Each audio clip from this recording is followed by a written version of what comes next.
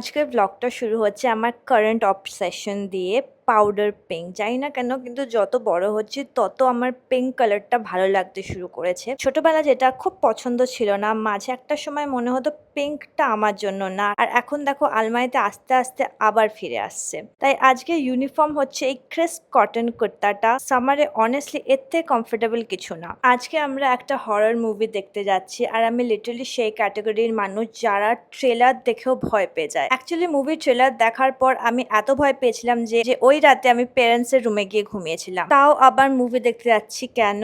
কারোর কাছে কোনো যদি লজিক্যাল আনসার থাকে তাহলে আমাকেও জানিও। আমার থিওরি হচ্ছে যে বন্ধুরা যেখানে যায় আমি অনেক সময় সেখানেই যাই। তাই রোহন, ধ্রুব, প্রজ্ঞাদি আর শ্রেয়ার সাথে বেরিয়ে পড়লাম। একমলে গেলে মোমোসো আর মার্কেট 99। আমি সোয়ার করি এই দুটো দোকানে ঢুকলে মনে হয় আমার কোনো প্রয়োজন নেই, কিন্তু সবকিছুই দরকার। পপকর্ন, ড্রিঙ্কস আর মুভি শুরু হওয়ার আগেই পপকর্ন হাফ শেষ, যেটা আমার মনে হয় সব গ্রুপেরই এটা ইউনিভার্সাল হ্যাবিট। মুভির নাম obsession, psychological thriller plus horror. আর আমি পুরো মুভিটা দেখিনি, মানে টেকনিক্যালি হলে ছিলাম, কিন্তু যখনই মনে হতো কিছু একটা হতে চলেছে তখন চোখ বন্ধ করে কান বন্ধ করে দিতাম। Self preservation mode on.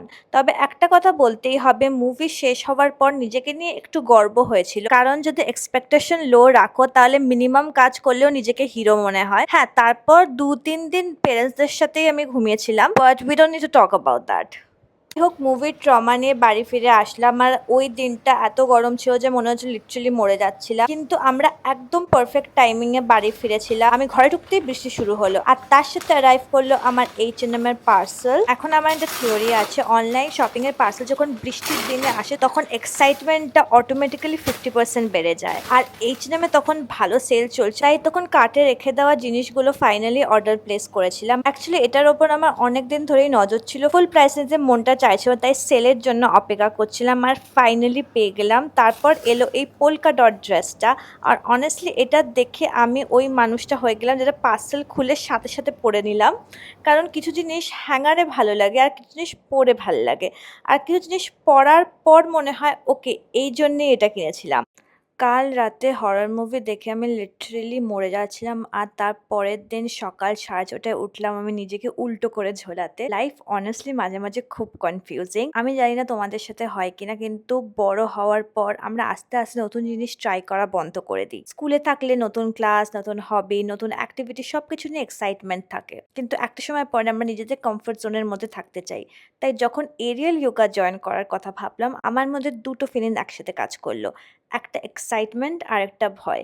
Excitement কারণ এটা আমার জন্য কমপ্লিটলি নতুন, ভয় কারণ অনলাইনে যা দেখেছি ওরা মানুষকে লিটারালি হ্যামাকে উল্টো ঝুলিয়ে দেয়। সকালবেলা বেরিয়ে দেখলাম কলকাতা একদম অন্যরকম লাগছে। আমি জেনারেলি মর্নিং পার্সন না, তাই এত তাড়াতাড়ি বেরোনো হয় না, কিন্তু সকালের হাওয়া, রাস্তার শান্ত ভাইব আর দিনটা শুরু হওয়ার আগে যে কামনেসটা থাকে সেটা খুব আন্ডাররেটেড। রাস্তার মধ্যে এত বড় একটা হোলসেল ভেজিটেবল মার্কেট পড়ে, অনেকজন অনেক কিছু নিয়ে এক্সাইটেড হয়, আর আমি লাইন দিয়ে সাজানো লাউ, বেগুন আর ধনেপাতা দেখে এক্সাইটেড হই। Priorities I guess. আর একটা জিনিস লেটলি রিয়েলাইজ করছি, আগে মনে হতো ইন্টারেস্টিং লাইফ মানে বড় বড় ইভেন্টস, কিন্তু এখন মনে হয় ইন্টারেস্টিং লাইফ মানে নিজেকে নতুন সিচুয়েশনে ফেলা, যেখানে তুমি আগে কোনোদিনও যাওনি, করনি বা কমফোর্টেবল না। আর আমার মা সাথে এসেছে, উনি নিজের জন্য ক্লাস করতে আসেনি, প্রথমে শুধু দেখতে এসেছে। আমার মনে হয় নতুন কিছু ট্রাই করার ইচ্ছা মার মনেও আছে। আমরা এত এক্সাইটেড ছিলাম যে আমরা ক্লাস শুরু হওয়ার 30 মিনিটস আগে পৌঁছে গেছিলাম। ফাইনালি যখন স্টুডিওতে পৌঁছালাম, আমার ফার্স্ট রিয়াকশন ছিল যে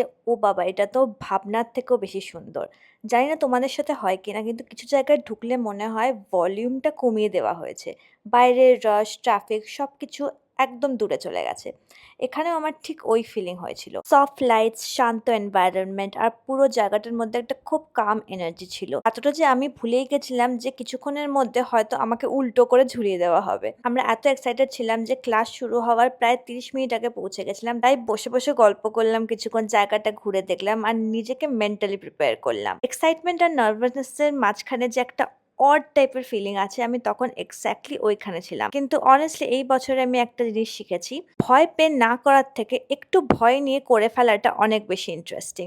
এরিয়াল যোগার ফার্স্ট ডেটা অনেস্টলি আমার এক্সপেক্টেড থেকেও বেশি ভালো ছিল। আর একটা কনফেশন আছে, আমি কিছুই শুট করিনি। ১ম দিন বলে একটু নার্ভাস ছিলাম। নতুন জায়গা, নতুন মানুষ। আর আমি নিজেও বুঝতে পারছিলাম না যে কি এক্সাক্টলি কি করতে হবে। তাই ক্যামেরাটা বের করার কনফিডেন্স হয়নি। আর এই গরমটা কি লেভেলে যাচ্ছে বলো তো? কিছুদিন ধরে আমার পেটটা একটু উইয়ার্ড বিহেভ করছে। অসুবিধা না, কিন্তু পুরো নরমালও না। ওই যে গরমের মধ্যে বডিটা একটু প্রোটেস্ট করে না? এক্সাক্টলি ঐরকম। তখন বুঝলাম যে আমার বডি হেলথি চয়েসের থেকে বেশি কমফোর্ট চয়েস চাইছে। আর কমফোর্ট ফুড নিয়ে আমার একটা থিওরি আছে।